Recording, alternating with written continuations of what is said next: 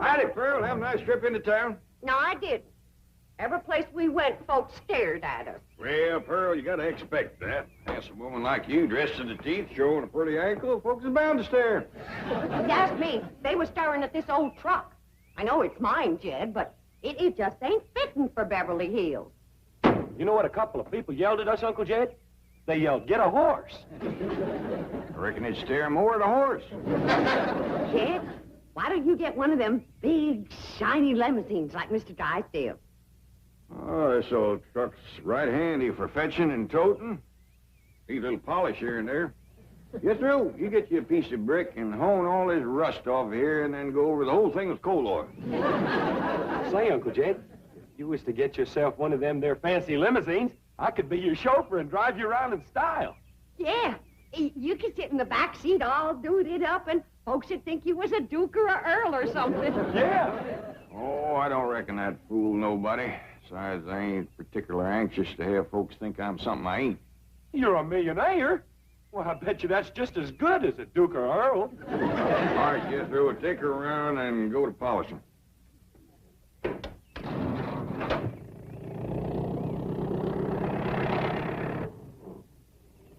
You know, Jed, Mr. Drysdale could help you get into high society. And you could join one of those fancy clubs and go to stylish parties and get my picture in the paper. I mean, get your picture in the paper. Well, I don't hanker for high society, Pearl, but if you do, I'll speak to Mr. Drysdale. You tell me that when it comes to society, his wife is one of the first hogs to the trough. It ain't for me, Jed, but it sure would be nice for Ellie Mae. Why, she could be a debutante and have a coming-up party and... What's that? Yeah, it's a party where unmarried society girls meet unmarried society fellas. Why, Ellie Mae and me could get Ellie Mae could get a husband in no time. Jed, you got my butter churn patched up. Well, I ain't got it quite finished yet, Granny. Jed, you have to do your chores out here in front where everyone can see you. Well, no, Pearl, but the light's better here, and these iron chairs here make good workbenches. But what'll the neighbors think with all this stuff out here? Pearl's right, Jed. It does look like we're showing off. Showing off? Oh, I bet there's not another family in Beverly Hills that has a butter churn like that. Paul, you got Granny's spin wheel fit? She's going to show me how to make Lindsay woolsey thread. Oh, how am I ever going to get this family in high society? What's that, Aunt Pearl? Well, society is where a bunch of high-class folks do a bunch of high-class things. Like what? Well, like drinking tea and playing bridge and having parties and getting dressed up and going to the Opry and getting wrote up in the paper. I give up. You can't make silk purses out of sow's ears. And while I am sure that the bank examiners will find our fiscal situation to be sound, I am extremely anxious... Oh, Melvin! Miss Hathaway, do you know who's coming? Yes, the bank examiners. Well, I'm sure they'll find your bank ever so tidy. Now, to important matters. I have just received this telegram from Priscilla Ralph Alden Smith Standish. She has consented to become our host guest. Oh, surely you're jesting. No. Well, Priscilla Rolfe Alden Smith Standish is going to be staying at our house? Yes, indeed, Melvin. Well, who in blue blazes is she? Did you hear that? Melvin, how can you be so uninformed and run a bank? Well, I have you helping me, dear. Thank goodness. Mrs. Smith Standish is only the president of the Women's Federation for the Preservation and Perpetuation of the FFT of A. First family traditions of America. Well, bully for the FFT of A. But I'm expecting the SBE of C. State Bank Examiners of California. Thank you. Oh, wait, Melvin. Do I have your permission to put everything in readiness for the arrival of Mrs. Smith Standish? Oh, you have indeed. Good. I'll have the Clampetts moved out immediately. Fine. What? Barbara, come back here. Now, what were you saying about the Clampetts? I intend to rid our neighborhood of those uncouth, unsightly hillbillies before the arrival of our prestigious house guest. You do, and the president of the FFT of A will be staying at the YWCA with you.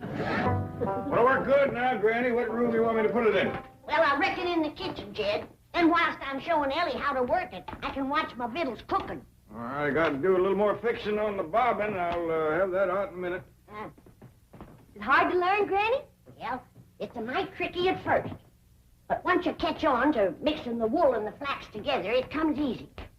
Don't you go to weaving and spinning in here. I just scrubbed and polished this floor, and I don't want no linsey-woolsey dust from that crazy old contraption messing it up. What do you mean, crazy old contraption? I mean that old thing. Now get it out of here. Well, should I put in the kitchen, Granny? You put that smack dab right in the middle of this room. Don't you dare. This floor is clean enough to eat off of. Good. Ellie, fetch my pot of jowls off of the stove. You splatter one drop of jowl juice on this floor, and I'll wrap this spinning wheel around your neck.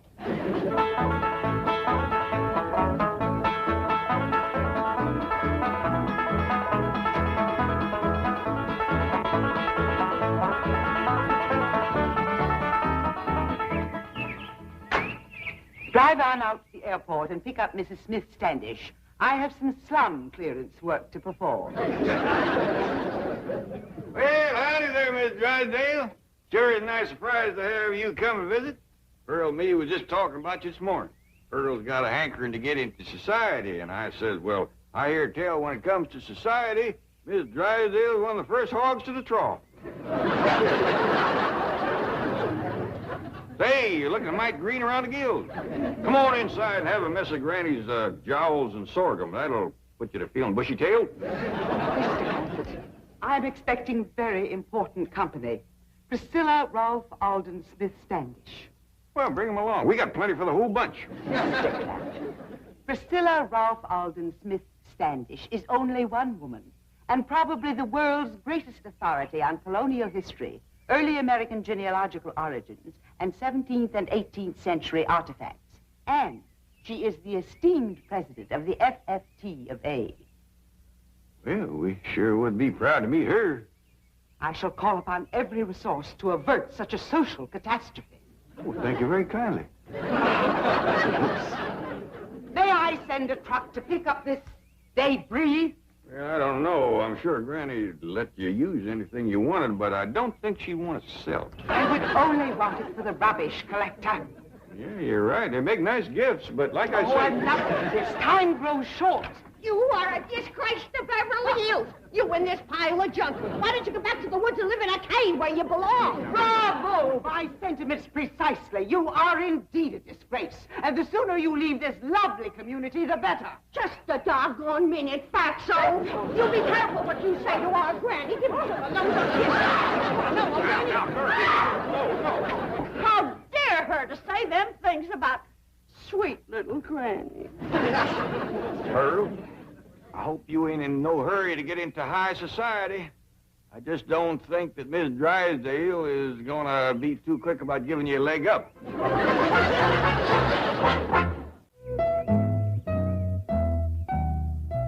say Mrs. Drysdale is here? Yes, ma'am. If it's all right, I'll take the bags on over to the house. Of course. Thank you.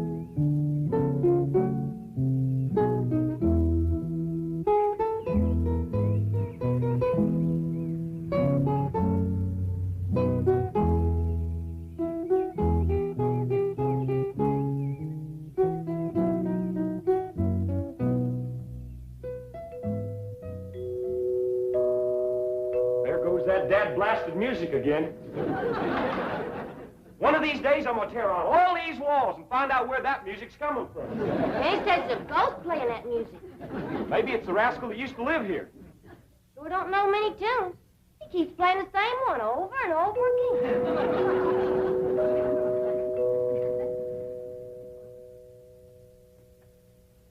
Jethro, why don't you ask your teacher over to Pot School about that music?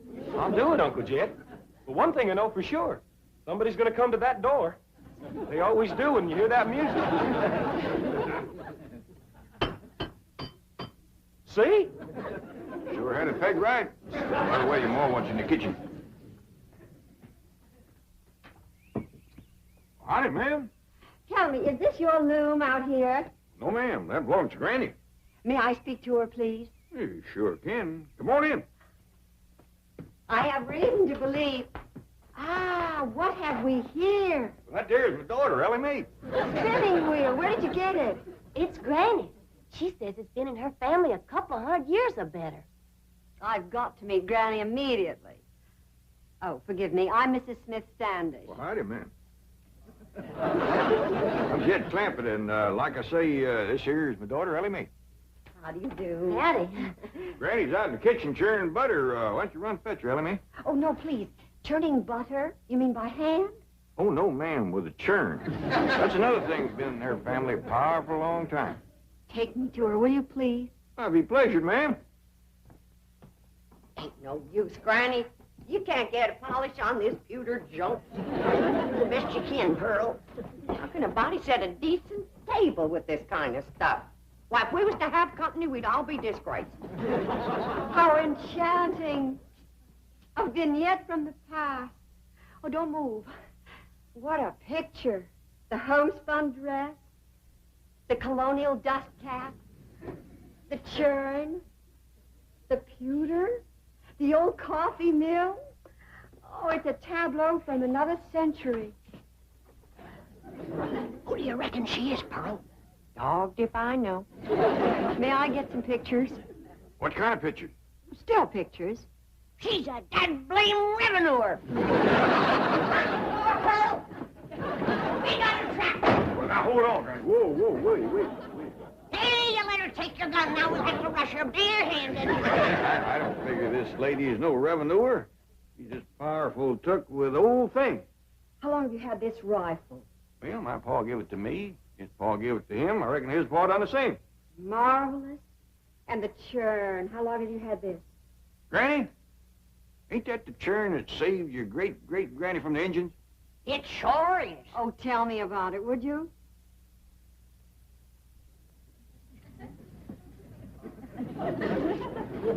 Well, my great-great-granny was a toting this churn from the cow barn to the cabin.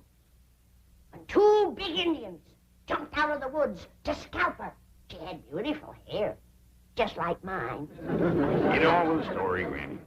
Well, she was out of sorts to begin with, 'cause it was a hot day, and the butter kept a-melting. And with them two redskins trying to snatch her hair, that riled her up but good. So she yanked up the dasher, and she whacked one of them with it. Then she upended the churn over the other one. That old Indian ran out into the woods, all covered with hot, melted butter. Do you know what that is? No, what is it? That is a hog jowl.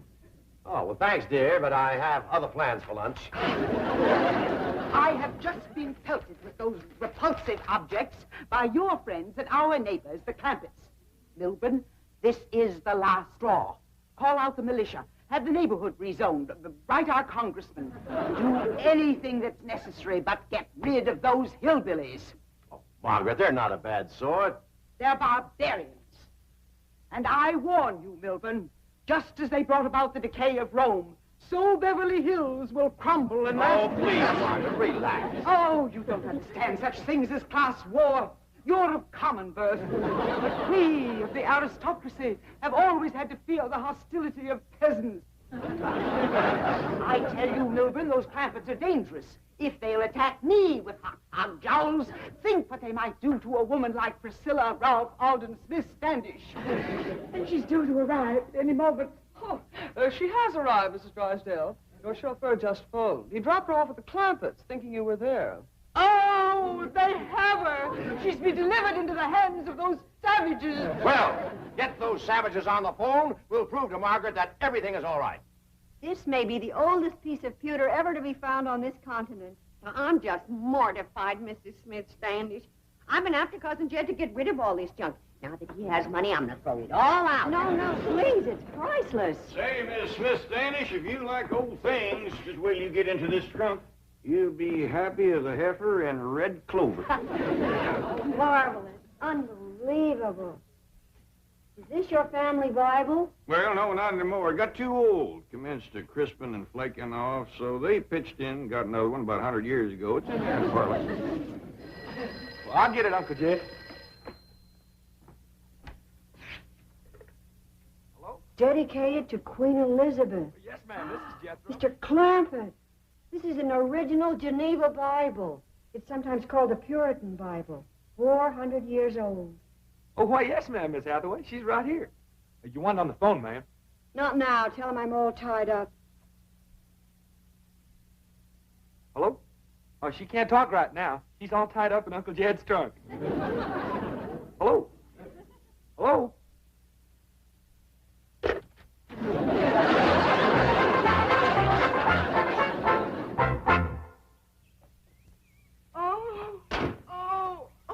I thought the fresh air would revive her.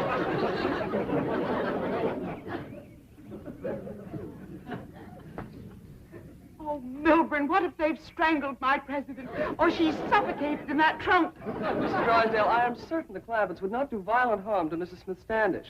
Jethro has a way of confusing the facts. I can't tell you how thrilled I am to participate in this historical recreation.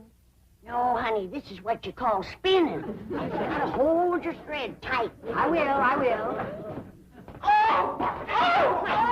tired of this woman. Madam President, what have they done to you? Milburn, call the police. I want these ruffians seized and hanged immediately. What are you doing? Rescuing you from the grimy clutches of these peasants. Peasants. My dear Mrs. Drysdale, it may interest you to know that I have established almost beyond a doubt that Mr. Clampett here is a direct descendant of the first man to come ashore at Jamestown, Virginia, May 13th, 1607. What? You mean? I mean that when your family and my family arrived on the Mayflower, his family was waiting for them.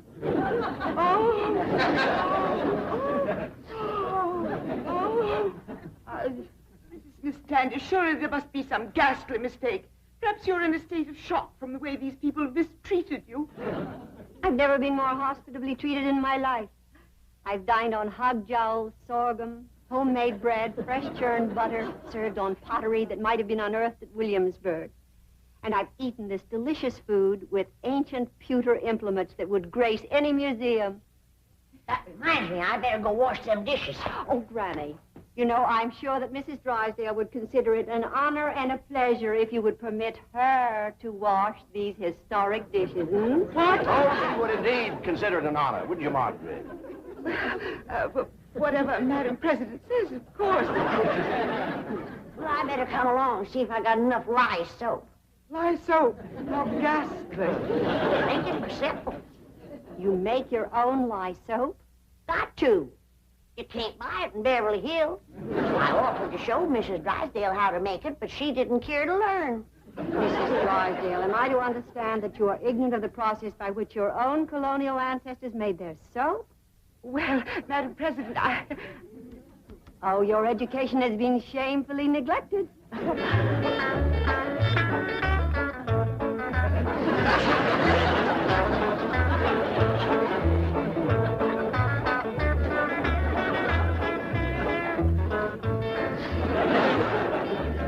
It's about time to add some more lye and some possum renderings, Miss Drysdale. Oh, Mrs. Drysdale, I hope you appreciate the historical significance of this opportunity. You are reenacting the making of soap just as it was done more than 300 years ago. Oh, yes, indeed, Madam President. I'm thrilled. She's so happy, she's crying. I wouldn't have missed this for $1 million. Tax exempt. Oh, Chief, bank examiners are waiting. Yes, I know. Oh, Mrs. Smith Standish, don't forget you promised to let my wife wash dishes, too. Oh, I wouldn't think of depriving her of the thrill of handling those authentic colonial implements. And in the good old colonial way, no automatic dishwasher. Oh, heaven forbid.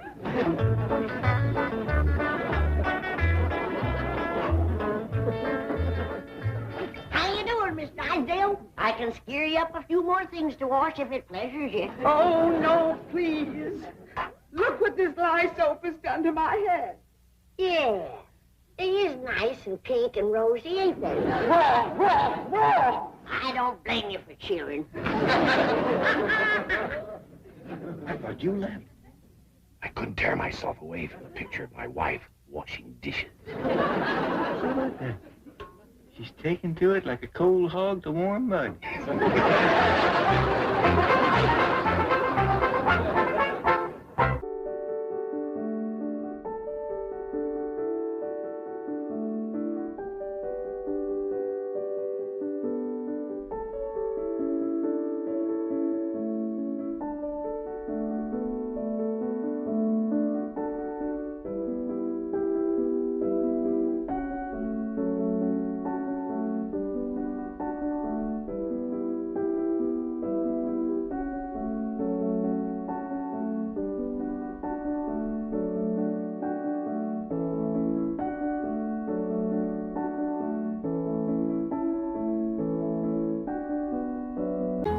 Isn't this exciting, Mrs. Drysdale? Discovering that your next-door neighbors may be descendants of the very first settlers.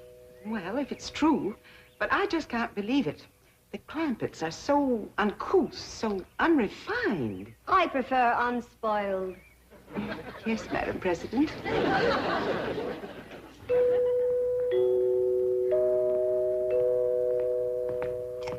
Jethro, did you ask your teacher over to Pot School about that music like I told you? Oh, yes, sir, Uncle Jed. She explained it to me, and I got it all wrote down.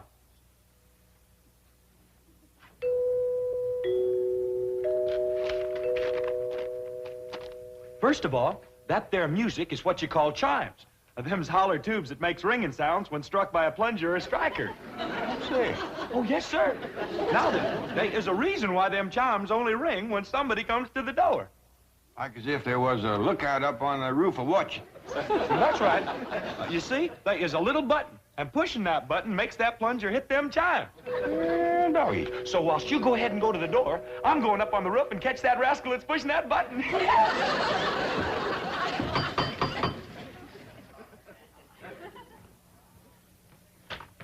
Well, howdy, ladies. Come in, come in. Good Good morning. morning, Mr. Clampett. Have a chitlin. Oh, what a treat, of course. Thank you. Thank you. Where's Granny? Oh, she's out in the kitchen stone grinding some cornmeal. Stone grinding cornmeal? Now, that's something we must see, Mrs. Drysdale. Come along. In a moment, Madam President. Mr. Clampett, will you tell your cousin Pearl that my car and chauffeur are at her disposal? Sure will. Pearl! You gonna eat your chitlin?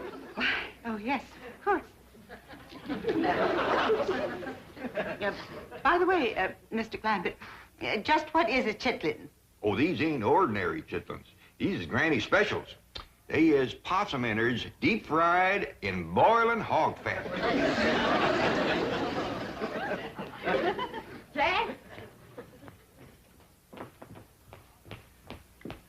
Pearl, how come you to be using Miss Drysdale's car?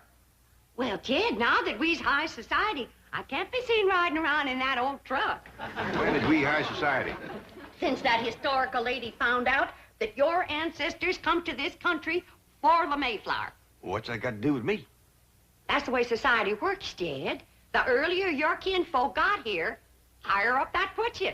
And I reckon the high society folks is the Indians. No, it don't work that way. How come? I don't know how come. Well, they was here for anybody else. Now, Jed, let's not try to change the rules. Let's just start enjoying the game. Up to now, Mrs. Drysdale's treated us like wet dogs at a wedding. That's kind of warmed up. Warmed up? She can't do enough. Why, she's having her chauffeur take me to all the fancy stores and then to her beauty saloon.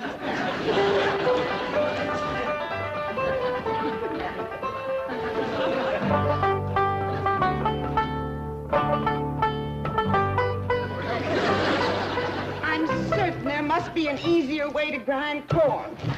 Oh, there is. Now, back home, we took our turn of corn to the grist mill down by Catfish Creek. Here in Beverly Hills, they ain't got no creek. nor river to turn the mill wheel. So we have to go back to grinding corn like we learned from the Indians. But surely any supermarket would... Mrs. Drysdale, this is a priceless experience. A direct contact with the past. You can read about these things. But to actually participate in activities familiar to our ancestors it's to hold history in our hands. I don't think I could hold anything in mine. Smarter might, do they? I'm afraid they do. Isn't it shameful how soft we've gotten? Well, you come on over here, Miss Drysdale. There ain't nothing like hot soapy water good for sore hands. Oh, thank you. And this here soap will take the sting out of the pain. You're very kind. And while you got your hands in the hot soapy water, why, you might as well do a few of these dishes. Dishes? Well, you seem to set quite a store on handling all of these old historical pewter pots and pans. Oh, I do. I do. But I have to meet my husband at his bank immediately. In fact, I'm late now. But don't you worry, Miss Drysdale. I'll save up a bunch of thrills for you, like churning and lye making and corn husking and chicken plucking and goat milking.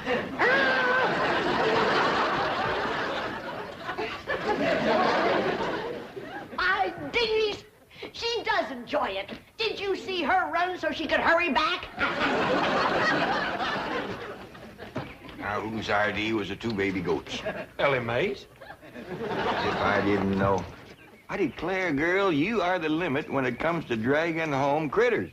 All I sent you for was a couple of chickens and a milking goat for Granny. I know, Pa, but these little rascals cried something awful when we commenced to taking their ma away from them. Oh, dear, I forgot that Pearl has my car. Oh, Miss Drysdale, someplace you gotta go? Yes, to the bank to see Milburn. I'll call a cab. Oh, no, that'd be downright unneighborly of us to let you do that. Would Jethro and Ellie Mae can drive you down there? Sure will. In this truck? Yeah, one good turn deserves another. After all, you let Pearl take your car. Oh, yeah, you can have the back seat all to yourself, Miss I'm in Drysdale. terrible hurry. I better call a what? Ain't nobody can get you there faster than we can, Miss Drysdale. Don't worry, Miss Drysdale. This hickory bench is tied on good and tight. Yeah, but Here, Mrs. Drysdale, you can hold that little fella so he won't bother me when I drive. Now, remember, she's in a hurry, but drive careful, Jethro. Well, I think I better not go with you.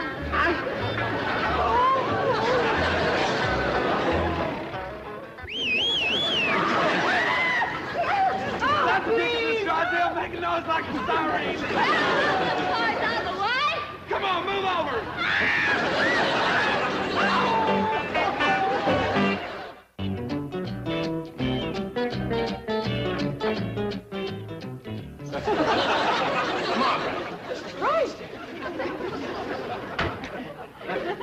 Did you come through the bank in this condition? Shame on you. How could you explain this? The Clampetts. I don't want to hear any more complaints about the Clampetts. Oh, they may be a bit unrefined, but at least they don't run around the streets of Beverly Hills smashed. What happened to your beautiful spring hat? Oh, boy, a crying jag.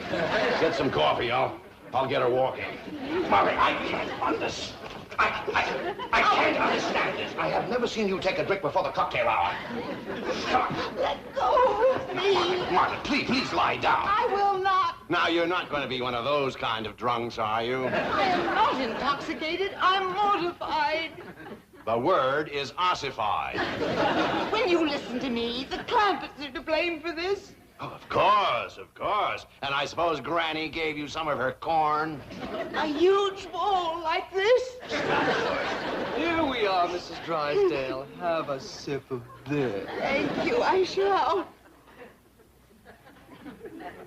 Oh, that does help. Tell me, confidentially, what did happen to your hat? It was eaten by a goat. Have some more coffee, Margaret. Mrs. Drysdale, you really must get a grip on yourself. Now, if Mrs. Smith Standish verifies that the Clampetts are indeed first family material, then you too will be in the spotlight.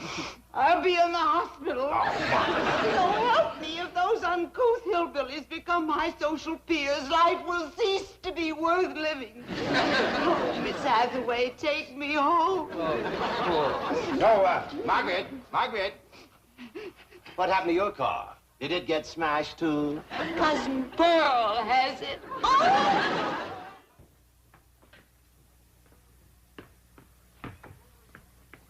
Come in, whoever you are.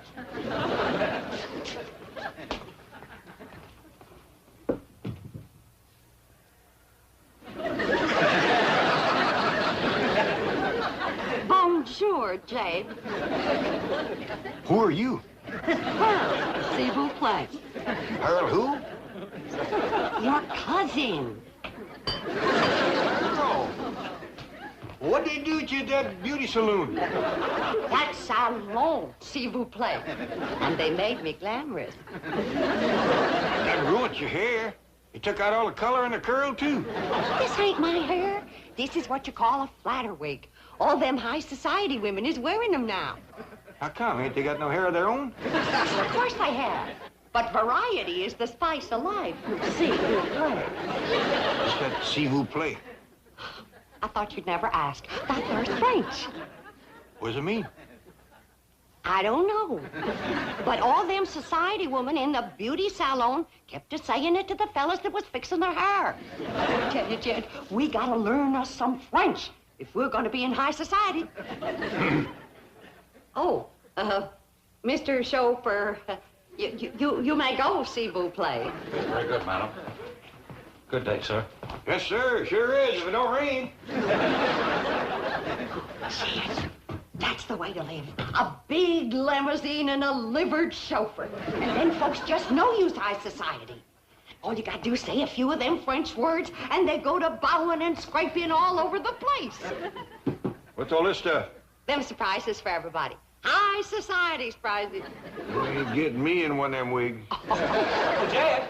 Uncle Jed, Granny wants... Bonjour, monsieur. Who's she? I'm your ma. S'il vous plaît, that's Paul. Ma? Where'd you learn how to speak Italian? Hey, Granny, Ellen May, come look at Ma. She fell head first in a flour barrel. We got our work cut out for us, making high society out of that one. You can s'il vous play that again. Hey, her! Killing me, high society ladies don't go around carrying goats. Well, Miss Drysdale held one on her lap all the way to the bank. Didn't she, Jethro? Oh, yeah, yeah. What's all the commotion in here? Looky yonder at glamorous Cousin Pearl.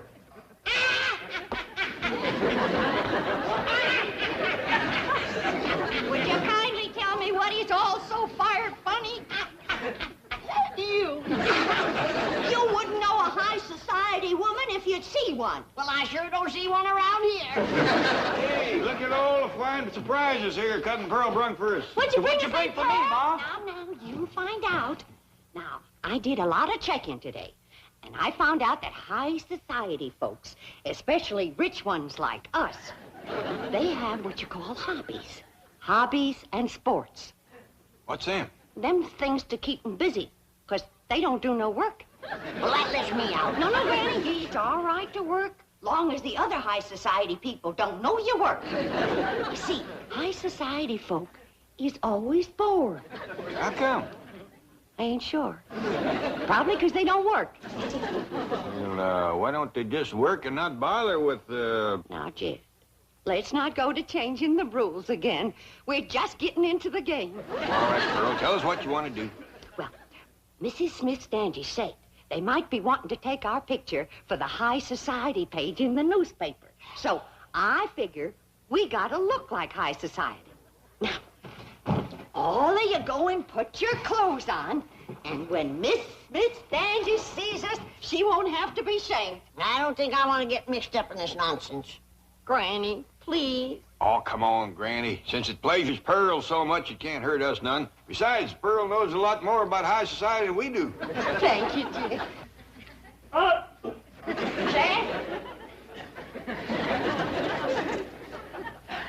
Mrs. Smith Standish, it gives me great pleasure to present my blood cousin, that international millionaire and high society sportsman, Mr. J.D. Clampett. Jed!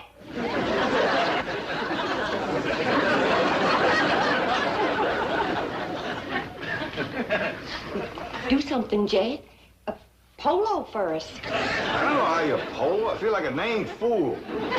Look at this thing. I don't know whether you snare them or knock them off trees. Well, you go and sit over there, Jed. We'll be drinking tea and playing bridge directly. Granny, you're next. And now it gives me great pleasure to present that famous high society dowager and international sportswoman, Granny, whose favorite hobby is big game hunting in darkest Africa.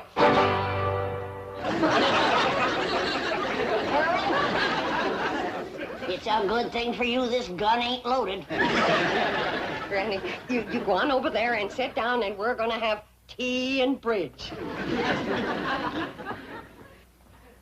Now, those of us who is high society knows there just ain't nothing more cultured than ballet dancing. And so it gives me great pleasure to present them wealthy, bored, international young'uns whose favorite hobby is ballet dancing, Ellie Mae and Jethro. How beautiful. That's only hair. Come on out, Jethro. I ain't gonna do it. Jethro, come on out. I don't want to, Ma. You look fine. You're just dripping culture.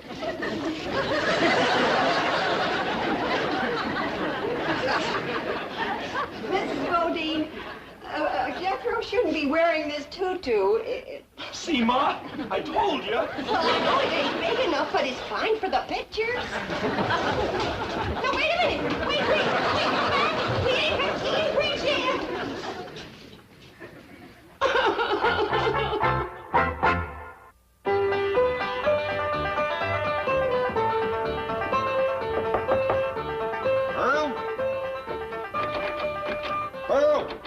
Pearl? Go away. Oh, Pearl, come on out. Don't sit in there and sulk. Miss Smith Standish wants us to show her how to do the Virginia reel. You show it to her. I ain't in no mood for dancing. Oh, we can't dance it without you. Come on, everybody's getting all dressed up. I had you all dressed up and you run out on me. Pearl, we just ain't ready for society that high. Now, Mrs. Smith Standish wants us all to get dressed for reeling. Come on out. You can wear your store-bought hair. I can't neither. She's gone. Is that old goat get it? Crazy enough to eat anything.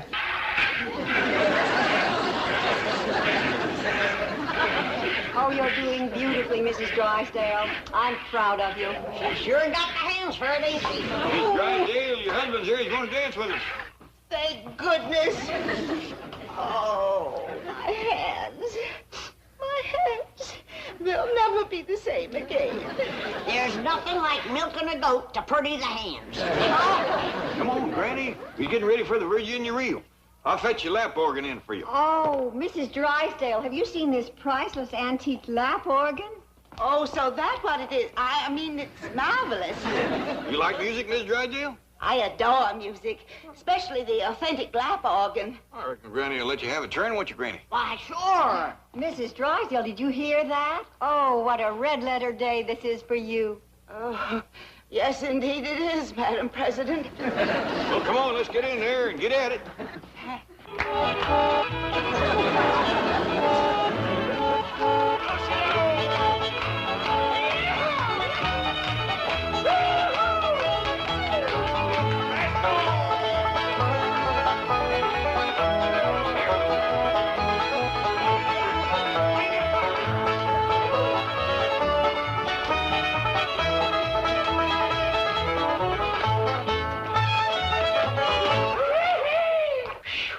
Somebody's gonna have to spell Miss Drysdale. She's all pumped out. Excuse me, Mrs. Smith Standish, you wanted the telephone. Long distance from Virginia. Oh, that's headquarters.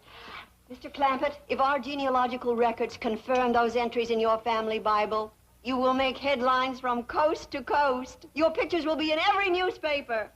Yee-hoo! As direct descendants of the first family to settle Jamestown, you'll be celebrities, all of you. You'll be on radio, television, flown to New York for a ticker-tape parade, then on to Washington to meet the president, address a joint session of Congress. Statues will be erected of you. Excuse me, the telephone. Let her roll, Miss Hathaway. Oh, she's right. I've got to come down to earth long enough to get confirmation. Excuse me. Mrs. Smith Standish speaking. Yes? Yes.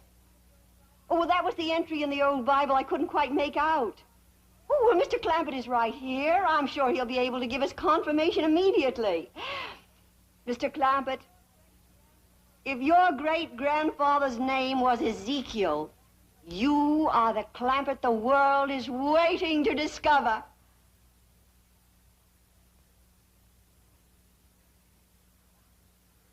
Well, now, I kind of hate to disappoint you, ma'am, but his name was Jeremiah. I could have told you that, Madam President. Not for one moment was I fooled. I'm sorry. No, there seems to have been some kind of a mistake. Jed? What's ailing you? You know doggone good and well your great-grandpappy's name was Ezekiel. Yeah, I know, Granny. But what would an old mountain goat like me have to say to the president and Congress? Come on, everybody, let's have another Virginia reel. Yeah!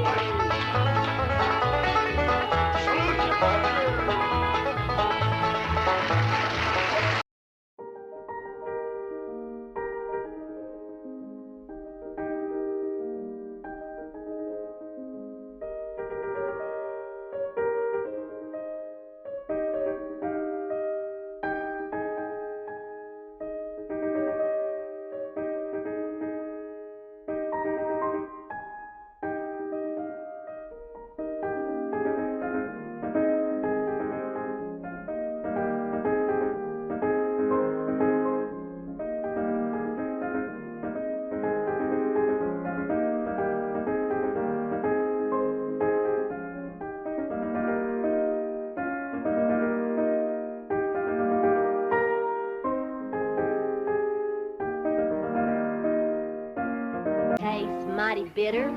It is good for man and critter, 'cause it gets your blood to running free again. Granny's brew, it's good for you. If you're off your feet, you ought to have some too. Even Pa leaves his fiddles. He just sits out front and whittles.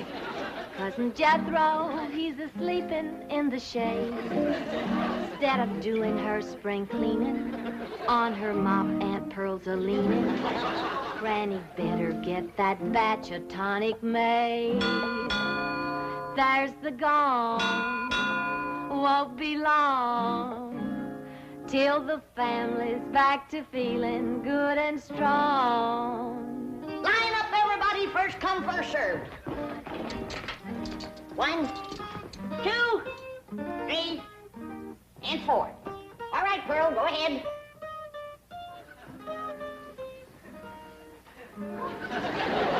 By rights, you should go first, Jed. You're the head of the family. Oh, no, Pearl, I ain't in no hurry. How about you, Ellie Mae? Oh, no, Pa, I was the last one in. Well, I take it this family don't want to take my tonic? Oh, no, Granny, it's good. Delicious. Well, then step up, somebody be first. Well, Pearl, go on ahead. Women and children first. That's the rule. That's the rule for fire, flood, and disaster. Well, it seems to me Granny's tonic ought to fit in there somewhere. I heard what you said, Jed Clampett. And just for that, when it comes your turn, you're going to get a double dose. Now, step up, somebody, and get at it. Hey, I got an idea. How about letting this little fella go first? He looks kind of puny. Yeah, he's been acting kind of poorly lately, Granny. Tonic him first, Granny.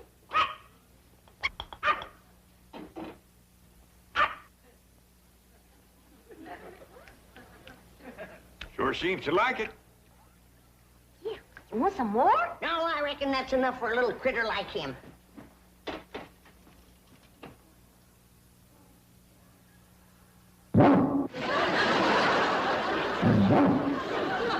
Yes, they're the best batch I ever made.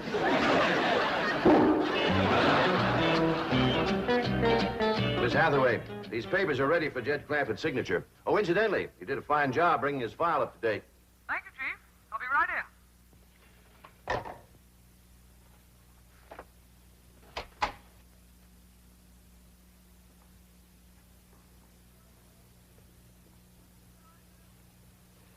Mr. Drysdale, I wish to give credit where credit is due.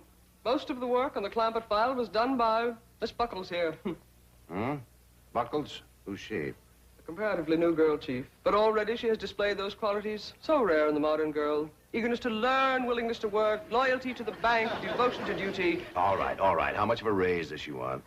Oh, no, Mr. Drysdale. I didn't do it to get a raise. I did it because I'm sincerely interested in my work here. And I'm determined to become the best second best employee in your bank. You hear that, Chief? Rare devotion to duty. And Miss Buckles worked on the Clampett file in her own time. Very praiseworthy. All right, what's Mr. Clampett's present balance? $34,783,127.34. That's not including the oil deposit due today. Well, you are familiar with his file. I feel that a job worth doing is worth doing right. Unlike so many others, this girl is not here to find a husband. She is here to work, right, Gloria? Right, Miss Hathaway. You may call me Jane. All right. Take these up to Mr. Clampett. Now make sure he signs in all places indicated. Right, Chief. Miss Hathaway, your time is so valuable, and I know that Mr. Drysdale needs you. I would never be missed from the secretarial pool. Do you hear that, Chief? Is she a rare find? I just try to be like you, Miss Hathaway. Jane. Jane. Chief, if it's all right with you, she is familiar with the papers. Huh? Oh, fine. Yeah, fine. And Gloria. Yes. You must take my car. Oh, no, Miss Hathaway. Oh, tut. I insist.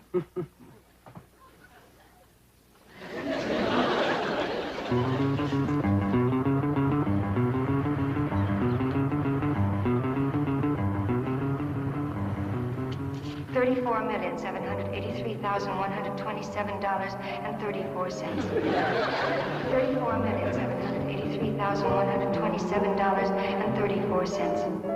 $34,783,127.34.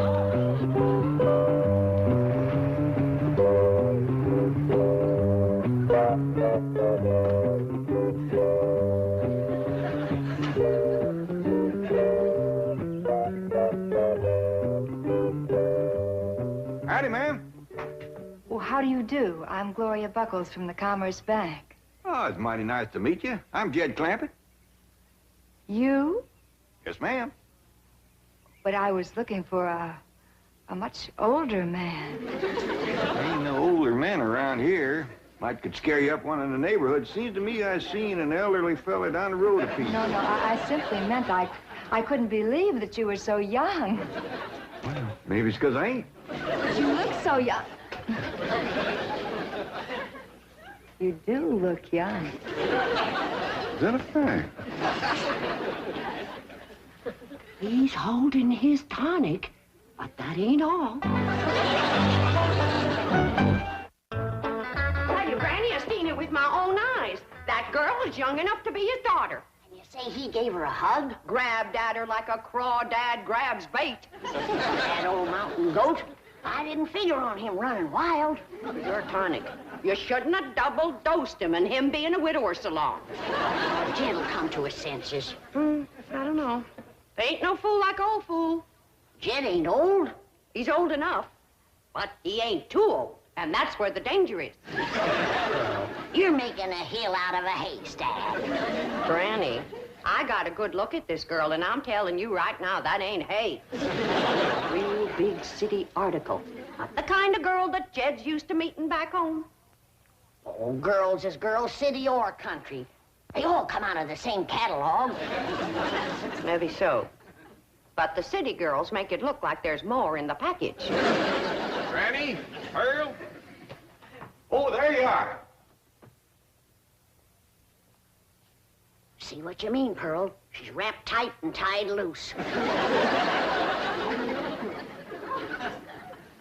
I want you all to meet Miss Gloria Buckles. This here is Granny and Cousin Pearl.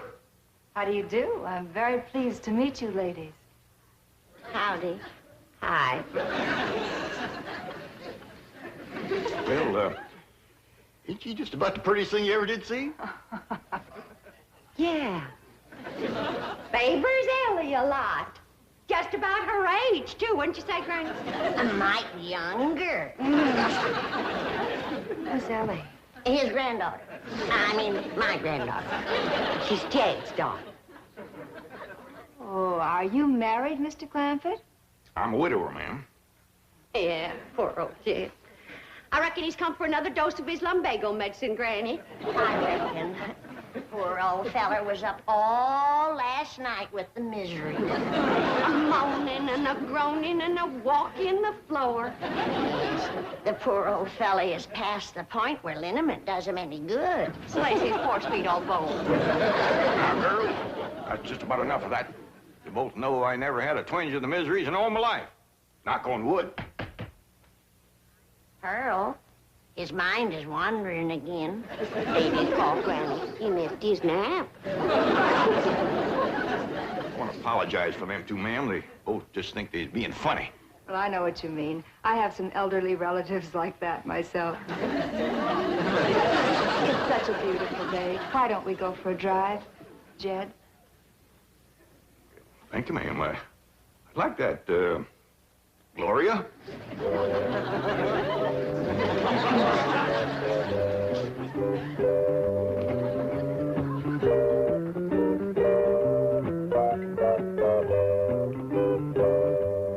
Did you hear what she called us? Elderly relatives. Oh, mind that. It's what he called her and she called him, and now she's going to get him out alone in her car. Let's get in the truck and follow him. We can't drive. Jethro can. Oh, I don't want Jethro getting no ideas from his uncle. Don't forget, he's been tonic, too. We has nothing to worry about. Jed's a man that can keep his feet on the ground. Once he gets his arms around that girl, won't much matter where he keeps his feet. By dingies, ma'am, if you hadn't brought her to a halt right when you did, we'd have gone right over that bluff. I'll get out and push her back on the road. No, Mr. Clampett. I stopped here purposely. Oh? How come? Well, it's so beautiful and I'm so lonely. Pretty woman like you. Why, I'd think these city boys would be standing in line for you. Boys, yes. Men, no. Well, I've seen them here all ages. Well, I'm afraid that years alone do not turn a boy into a man. I reckon I know what you mean. I blame that city down there. Something about it seems to close in on a boy and keep him small and immature all his life. Show me a boy that's grown up in the country, in the mountains especially, and I'll show you a man, a real man. You're gonna think I'm making this up on account of what you just said. But I grew up in the mountains. No. Yes, ma'am. Don't let that Beverly Hills mansion fool you. I'm a mountain boy, born and bred. Of course. Of course, I see it now. I see it in those cool, clear eyes, unclouded by smog. Eyes that have looked beyond a city skyline and seen the truth and beauty of nature. I see it in this rugged, handsome face. I see it in these strong but gentle hands. Hands that have dug into the good earth, put life into it, and brought it forth. Hands roughened by honest toil.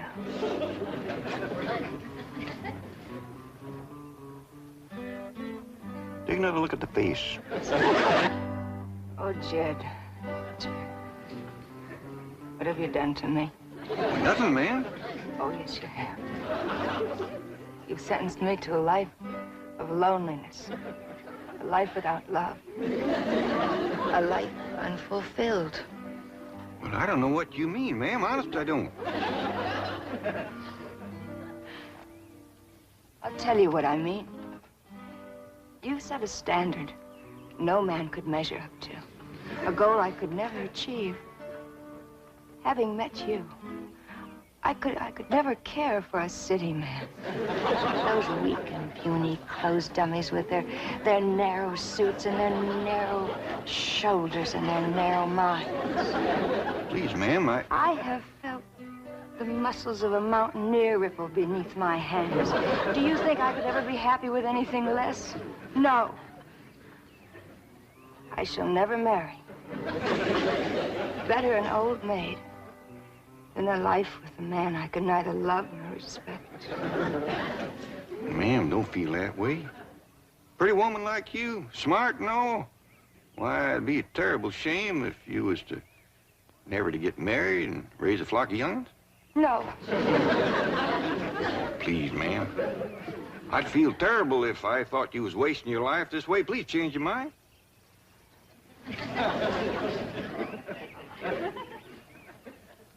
Well, Miss Gloria, if you're determined to marry a mountain man and none other, and unless you do it, your life will be ruined, maybe, and I get to know you better, might could find a way. Oh, Jed. Now, I ain't making no promises, but you set me to thinking. I reckon we'd best get back home and everybody get better acquainted.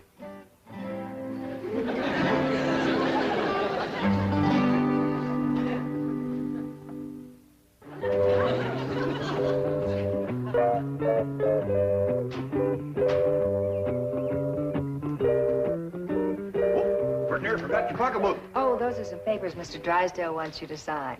Well, come on, let's get in here and get busy. Got a lot to do with signing and dancing and getting better acquainted.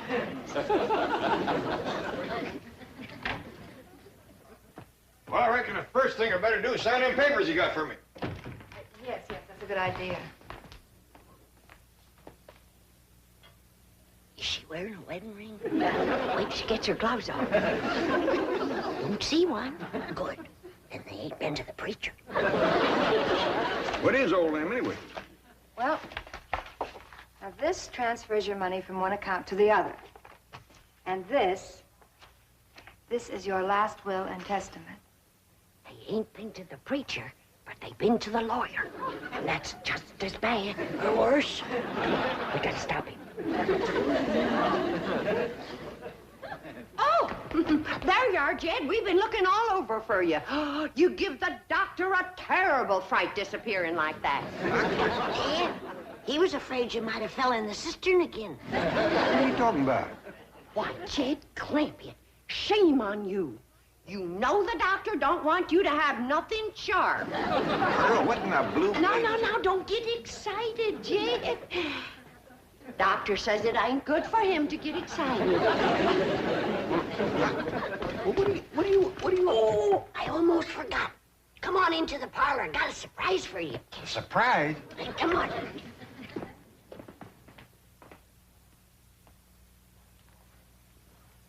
All right, what's a surprise? Well, the surprise is what Pearl and me found out about that woman whilst you was gone. What'd you find out? She's a spy. For one of them foreign nations. Which one? Minneapolis, Wisconsin. That's right, Mr. Drysdale. We didn't know who else to call. But we think this here woman's trying to get Jed's money. Well, she says her name is Gloria Buckles, but I don't know the... What?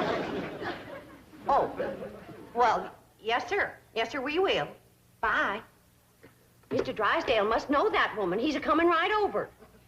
All gonna marry up with her? Oh, child, we hope not. We pray not. Why, Granny? Well, I got to look at her, and boy, she's pretty. Beauty is only skin deep, son. Well, she must have awful deep skin, because every place I could see was... Oh. Now, Mr. Drysdale says we's to keep her here till he comes. I'll watch her, Ma. You watch your car.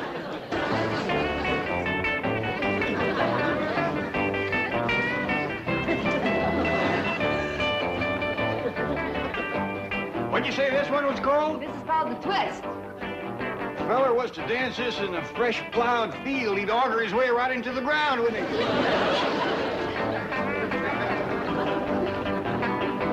Hey, Jethro, come on in. You want to dance? But he'd rather dance with her, Uncle Jed. That's what I had in mind, boy.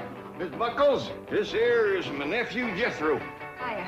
You teach him that there twist, and I'll teach it to Ellie Mae. This is my daughter I've been telling you about. Oh, what a beautiful child. You and I are going to be such good chums. Ma'am, I think he meant for you to dance with me.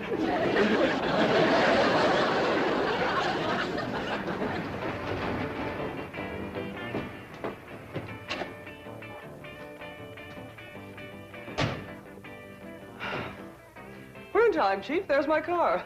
Yes. Now, where's your protege? That loyal, devoted, hard-working gold digger. I still can't believe it. So shy, so retiring. She'll be retiring if she hooks Jed Clampett.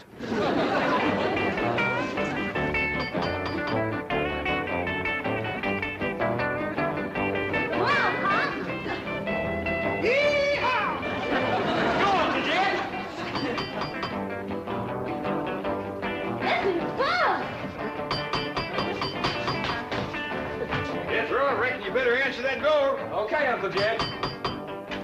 Well, howdy. Oh, how do you do, ma'am? I'm sorry to intrude. Howdy, folks. Come on in. Dig yourselves a hole. Gloria Buckles. Huh? Where? There. Oh, my thunder, it is. You imposter. Jezebel! You gold digger. I have a bulletin for you two. You better be nice to me, or else after my wedding, you may lose your largest depositor. Wedding? Mr. Clampett. Have things gotten as far as actually discussing marriage with this woman? Well, yes, Mr. Drysdale, they have. Her and me had a nice long talk about it, and that's the reason I brought her home, so she could meet the family, kind of get acquainted. But this pretty young city woman says that unless she can marry a mountain man, she just ain't gonna get married at all. I think we all agree that'd be a terrible waste.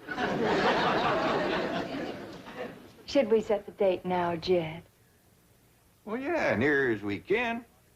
I'd say everybody willing that it'd be in about 3 or 4 years. 3 or 4 years? Yeah, be that long before Jethro's 20.